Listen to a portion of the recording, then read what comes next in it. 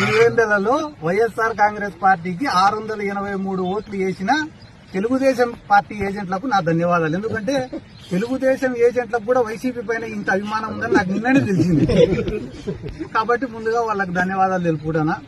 అన్న, ఎవరైతే ఈరోజు ప్రెస్ మీట్లు పెట్టి లోపల నుంచి రావడం లేదు నువ్వు వాళ్ళకి, ఎందుకంటే 10,000 ఓట్ల కోసం మనమందరం టికెట్లు కన్ఫర్మ్ చేసుకునేమేందిరా అని బాధపడుతున్నారు వాళ్ళే.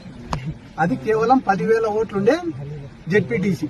ఆ ఎలక్షన్ల కోసం మంత్రులు, ఎమ్మెల్యేలు, 800 మంది పోలీసులు, ఐజీ గారు, ఎస్పీ గారు అన్ని పనులు వదిలిపెట్టుకుని పాపం ఆ గండికోట బాలిక మిస్సింగ్ కేసును కూడా ఇడిచిపెట్టి కేవలం ఒక జెడ్పీటీసీని గెలిపించేదానికి ఇంతమంది యంత్రాంగం దిగినప్పుడే జగన్మోహన్ రెడ్డి గారు ఎంత బలమైన నాయకుడు అనేది మనం అర్థం చేసుకోవాలా.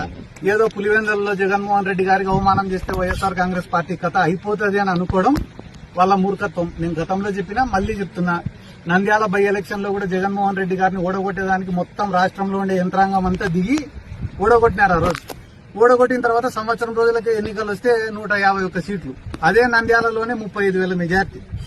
కాబట్టి ఇది జెన్యున్ ఎలక్షనా కాదా, పోలింగ్ జరిగిందే, రిగ్గింగ్ జరిగిందే అనేది నాకన్నా బాగా, మీకన్నా బాగా, పోలీసుల కన్నా బాగా, ప్రతిపక్షానికన్నా, అధికార పార్టీ కన్నా బాగా ప్రజలకు తెలుసు. కాబట్టి ప్రజల యొక్క ఆలోచనలను